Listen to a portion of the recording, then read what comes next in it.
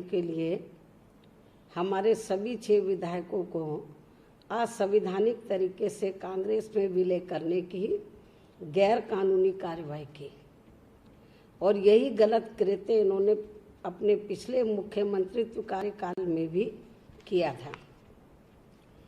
चूँकि कांग्रेस का ये कार्य संविधान की 10वीं अनुसूची के पूर्णतः विरुद्ध है, इसलिए बीएसपी के द्वारा दिनांक 26/7/2020 को इन 6 विधायकों को व्हिप जारी करके निर्देशित किया गया है कि वो असेंबली के सदन में कांग्रेस के खिलाफ ही अपना मत डालेंगे, अन्यथा फिर उनके विरुद्ध उनकी सदस्यता रद्द किए जाने के लिए कार्रवाई की जाएगी। और बीएसपी ने ये निर्णय कांग्रेस के द्वारा बार बार बीएसपी को धोखा दिए जाने के कारण ही लिया है और इस कारण से इनकी अब सरकार रहती है या नहीं रहती है, इसका दोष पूर्ण रूप से कांग्रेस और उनके मुख्यमंत्री श्री गहलोत का ही होगा। जबकि बीएसपी ने इस असंवैधानिक प्रक्रिया को राज्यसभा के चुनाव होने के पूर्व मुख्य चुनाव आयुक्त तथा विधानसभा अध्यक्ष के रिटर्निंग ऑफिसर आदि के समक्ष लिखित रूप से प्रत्यावेदन देकर उठाया था, परंतु मुख्य चुनाव आयुक्त ने ये कहते हुए कि इस पर निर्णय देना उनके क्षेत्र अधिकार में नहीं है, निस्तारित कर दिया था। इसके उपरांत बीएसपी के समक्ष कोर्ट में जाने के अतिरिक्त फिर कोई विकल्प नहीं बचा। वैसे बीएसपी इसको लेकर पहले भी कोर्ट में जा सकती थी, लेकिन कांग्रेस को इसका सही सबक कब सिखाया जा सकता है, खास तौर से श्री गहलोत को इसका सबक कब सिखाया जा सकता है, इसकी हमारी पार्टी राह देख रही थी। इसलिए उसी के हिसाब से अब हमारी पार्टी ने कोर्ट में जाने का उचित समय पर ये सही फैसला लिया है और इस मामले को हम ठंडा नहीं पड़ने देंगे और इस मामले को हम आगे तक ले जाएंगे, सुप्रीम कोर्ट तक भी ले जाएंगे। लेकिन इस बार हमने ये तय कर लिया है कि कांग्रेस ये जो बार बार गलत कार्य कर रही है, संवैधानिक कार्य कर रही है, इसको सबक सिखाना बहुत जरूरी है। इसके साथ ही यहाँ मैं ये भी कहना चाहूँगी कि कांग्रेस की ओर से अब ये कहा जा रहा है कि उनके सामान अर्थात विधायकों की चोरी हो गई है, जो ये बहुत ही अनैतिक है तथा आम जन जिन्होंने विधायकों को चुना था उनकी मंशा के खिलाफ है। इनका ये कथन और परेशानी वाला व काफ़ी हास्यास्पद भी लगता है, हमें ऐसा लगता है, क्योंकि इन्होंने स्वयं इस कार्य को, जिसको ये चोरी कहते हैं, बीएसपी के 6 विधायकों को ले जाते वक्त किया था और तब इनको ये याद नहीं आया कि ये कार्य पूर्णतः असंवैधानिक होने के साथ साथ अनैतिक भी है तथा जनता की मंशा के विपरीत है, क्योंकि उस चुनाव में जनता ने कांग्रेस के प्रत्याशी को हराते हुए बीएसपी के नाम से वोट दिया था। चोरी का सामान चोरी हो जाने पर अब कांग्रेस पार्टी शोर मचा रही है, यानी एक पुरानी कहावत है कि उल्टा चोर कोतवाल को डांटे। खुद ये गलत काम करते और हमारे ऊपर आरोप लगा रहे हैं। तो ये जो इस किस्म का जो इन्होंने बात कर रहे हैं, तो ये सोच समझकर इनको करनी चाहिए, तो ये ज़्यादा इनके लिए बेहतर होगा।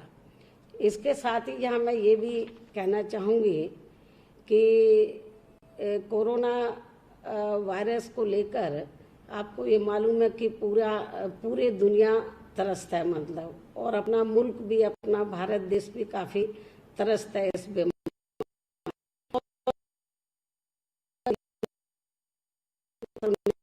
कई कदम उठाए हैं और आखिरी कदम केंद्र सरकार ने तो अनलॉक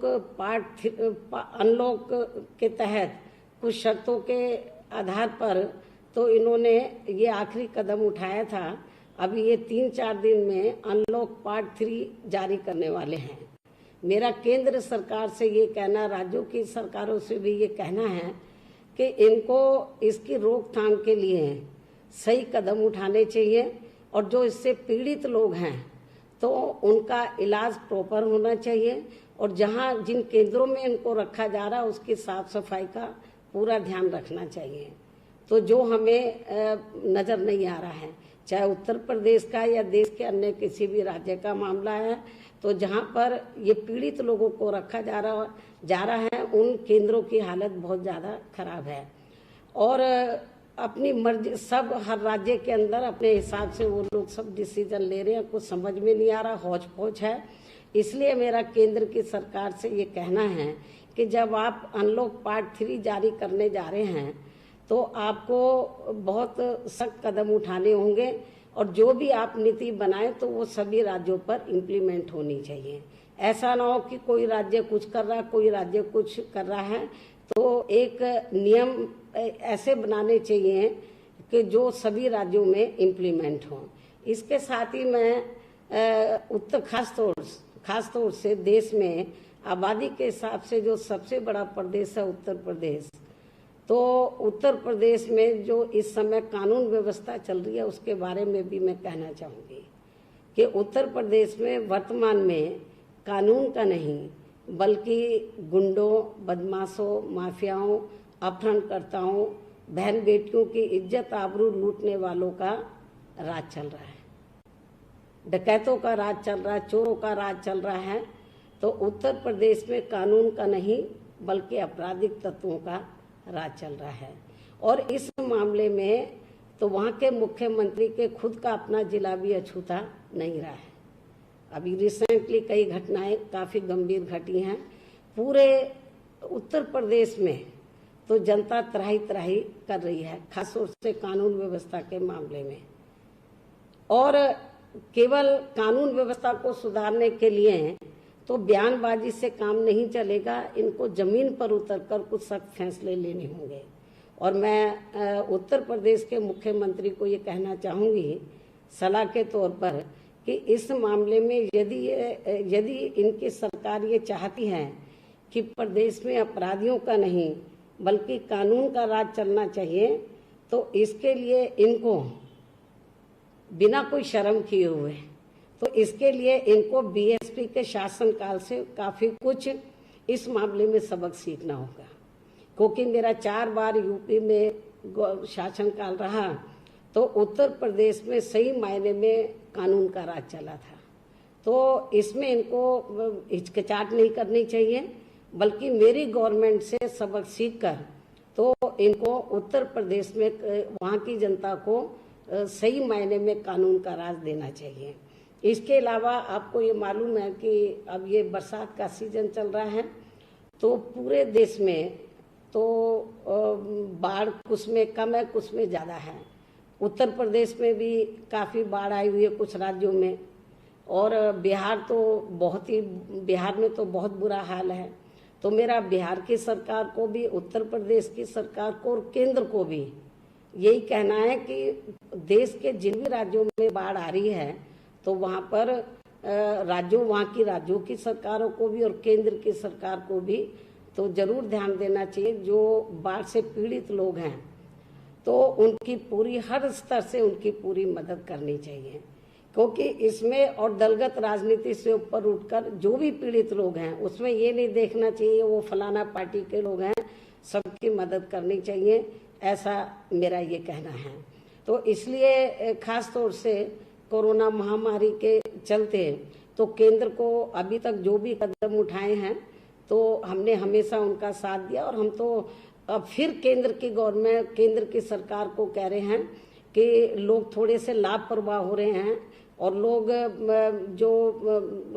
जो भी गाइडलाइंस है उसका बराबर पालन नहीं कर रहे हैं। इसमें थोड़ी सख्ती करनी होगी, नहीं तो ये महामारी और ज़्यादा फैल जाएगी। और केंद्र को इसके लिए जो नियम है, कानून कायदे सभी राज्यों के लिए एक जैसे बनाने चाहिए।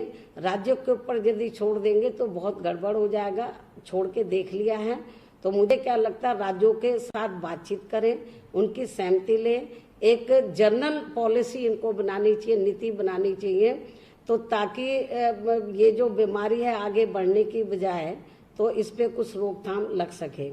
तो इसके अलावा मेरा ये भी कहना है, हालांकि मैंने कानून व्यवस्था का भी जिक्र भी किया है, तो कानून व्यवस्था तो हर राज्य में लगभग ऐसी मिलेगी, यूपी का तो बहुत बुरा हाल है। और इसलिए और ख़ास तौर से जो वीकर सेक्शन के लोग हैं उनकी स्थिति बहुत ज़्यादा खराब है हर राज्य के अंदर, चाहे वो राजस्थान हो, मध्य प्रदेश हो, हर राज्य में वीकर सेक्शन की स्थिति बहुत ज़्यादा खराब है। तो केंद्र और राज्यों को वीकर सेक्शन के बारे में जरूर ध्यान देना चाहिए। अभी हाल ही में तो आगरा के नज़दीक, जैसा कि मुझे वहाँ के लोगों ने, हमारी पार्टी के लोगों ने जानकारी दी कि एक दलित महिला की मृत्यु हो गई और जो उनका शमशान घाट था वो काफ़ी दूर था, नज़दीक वाले पे ले गए, लेकिन वो शमशान घाट उच्च वर्गों के लोगों का था। उन्होंने वहाँ उसका दाह संस्कार नहीं करने दिया और उनको कहा कि आप उनको चिता पे से उस लेडी को जो मर गई थी तो उसको उठवाया गया। तो कहने का तात्पर्य ये है कि बड़े दुर्भाग्य की बात है कि परम पूज्य बाबा साहब डॉक्टर अम्बेडकर ने छुआछूत के खिलाफ काफी सख्त कानून बनाए, लेकिन उनका सही मायने में ईमानदारी निष्ठा से पालन नहीं हो रहा है। और अभी लोग जो जीवित लोग हैं, जो जिंदा लोग हैं, उनके साथ तो जुर्म ज्यादती हो रही है, तो लेकिन और छुआछूत किया जा रहा है, जात पात उनके साथ जात पात वाला बर्ताव किया जा रहा है।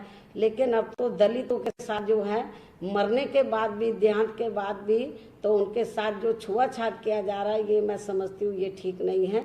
तो परम पूज्य बाबा साहब डॉक्टर अम्बेडकर ने जो देश का संविधान बनाया, सब लोगों का उन्होंने ध्यान रखा और जो कमजोर तबके के लोग थे उनका विशेष ध्यान रखा और उसके लिए उन्होंने जो कानून कायदे बनाए।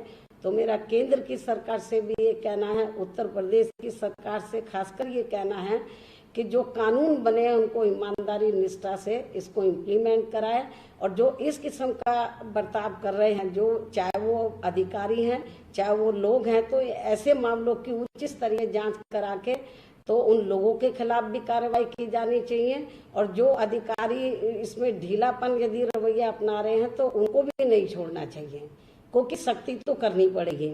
चाहे यूपी है या देश का अन्य कोई राज्य, बहुत बुरा हाल है। तो मैं समझती हूँ कि कानून व्यवस्था के मामले में जिन राज्यों में स्थिति ठीक नहीं है, केंद्र को दखल देना चाहिए। मेरा यही कहना कि केंद्र को दखल देना चाहिए और उनको जिन राज्यों में स्थिति ठीक नहीं है वहाँ पर केंद्र नज़र रखें और उनको स्पेशल गाइडलाइंस दे और हर महीने उनसे रिपोर्ट मांगे कि भाई क्या चल रहा है। तो वरना जो लॉ एंड ऑर्डर है वो सुधर नहीं सकता, कानून व्यवस्था बिगड़ी रहेगी। केवल हम नए नए कानून, मैंने देखा है कि लोग नए नए कानून बनाते हैं, यूपी में तो आए दिन बनते रहते हैं, रोज पब्लिसिटी होती है, हमने ये किया, हमने वो किया है, लेकिन जमीनी हकीकत में कुछ इम्प्लीमेंट नहीं हो रहा है। तो इसलिए कुछ ये जरूरी मुद्दे थे, उसको लेकर मैंने अपनी पार्टी की प्रतिक्रिया आप लोगों के सामने रखी है। और मैं पुनः ये कहना चाहती हूँ कि बीएसपी जो हमेशा शुरू से जो स्टैंड रहा है, तो ये गरीब और मजलूमों की सर्वजन हिताय सर्वजन सुखाय की पार्टी है। हर मामले में हमने कोई अकेले वीकर सेक्शन का नहीं, सभी समाज का हमने पूरा ध्यान रखा है। और इतना ही नहीं, ये भी मैं बताना चाहती हूँ कि हमने किसी भी पार्टी के साथ, मैं इस बात को फिर दोहराती हूँ, हमने वो गलत काम नहीं किए जो दूसरी पार्टियां करती हैं। हमने किसी भी पार्टी के विधायक को नहीं तोड़ा, किसी राज्यसभा या लोकसभा के किसी मेंबर को नहीं तोड़ा, तो लेकिन हमने गलत काम नहीं किया। तो लेकिन जो हमें खासतौर से कांग्रेस के राज में और राजस्थान में देखने के लिए मिल रहा है, तो मैं समझती हूँ ये ठीक नहीं है। तो दूसरों के ऊपर उंगली उठाने से पहले कि हमारा सामान चोरी हो गया है, तो उनको अपने गिरेबान में झांक कर देखना चाहिए कि चोरी किसने की है। तो असली चोर तो ये लोग बैठे हैं राजस्थान में, कांग्रेस बैठी है, मिस्टर गहलोत बैठा है, क्या हाई कमांड को नजर नहीं आ रहा है? और ये कह देना कि मीडिया में ये प्रचार कर देना कांग्रेस के लोग कि बीएसपी बीजेपी से मिली है। मैंने इस बात को पहले भी कहा था, हमारी पार्टी नेशनल लेवल की पार्टी है, ना हम बीजेपी से मिले हैं ना किसी और पार्टी से मिले हैं। हम जो भी फैसला लेते हैं हम अपनी पार्टी और मूवमेंट के हित में लेते हैं। लेकिन कांग्रेस ने कई बार इधर गड़बड़ किया है राजस्थान में, इनको सबक सिखाना बहुत जरूरी है। राजस्थान में किसकी सरकार बनती है किसकी नहीं बनती है उससे हमारा कोई लेना देना नहीं है, लेकिन हम नहीं चाहते कि ये हमारे विधायकों के साथ जो कुछ उन्होंने किया उसको सबक सिखाना बहुत जरूरी है। हम किसी के हाथ का खिलौना नहीं है, ना कांग्रेस का और ना बीजेपी ना किसी और पार्टी का। लेकिन जब हम कोई सख्त स्टैंड ले रहे हैं तो अपनी कमियों को छिपाने के लिए जो उन्होंने हमारी पार्टी के साथ किया, तो अपनी कमियों को छिपाने के लिए तो हमारे ऊपर आरोप लगाते हैं कि हम बीजेपी से मिले। यदि बीजेपी से हम मिले होते तो जब इनकी सरकार बनी थी तो हमने राजस्थान में सांप्रदायिक ताकतों को सत्ता से बाहर रखने के लिए फिर हम इनको लिखित में समर्थन क्यों देते। तो ये जो इस किस्म का जो प्रचार कर रहे हैं मैं समझती हूँ ये ठीक नहीं है। तो कांग्रेस को थोड़ा सा समझदारी से बीएसपी के ऊपर खास तौर से जो भी कुछ वो आरोप लगा रहे हैं वो उल्टा उन्हीं के ऊपर पड़ेगा, तो इसलिए उनको सोच समझ के बोलना चाहिए। बीएसपी जो है धर्मनिरपेक्ष पार्टी है, भारतीय संविधान में विश्वास रखती है। बाबा साहब डॉक्टर अम्बेडकर ने भारतीय संविधान धर्मनिरपेक्षता के आधार पर बनाया। हम सभी जाति के लोगों का, सभी धर्म के लोगों का हम एक बराबर मान सम्मान रखते हैं। अपनी पार्टी में सबको बराबर का हम पूरा हर स्तर पर हम उनको सबको बराबर का मौका देते हैं। चाहे पार्टी संगठन का मामला है या चुनाव लड़ने का मामला है या सरकार बनती है तो उनको फायदा देने का मामला है, तो हम सबका पूरा ध्यान रखते हैं। तो ये कुछ जरूरी मुद्दों को लेकर मैंने अपनी प्रतिक्रिया रखी है। धन्यवाद। सुप्रीमो मायावती को आप सुन रहे थे। कानून व्यवस्था को लेकर यूपी सरकार पर निशाना भी साधा, साथ ही साथ राजस्थान के घटनाक्रम पर भी निशाना। बड़ी खबर इसी बीच नोएडा से, जहां पर घर में घुसकर बुजुर्ग महिला की हत्या कर शेफ को बाथरूम में किया बंद। लूट इरादे से की गई बुजुर्ग महिला की हत्या। घर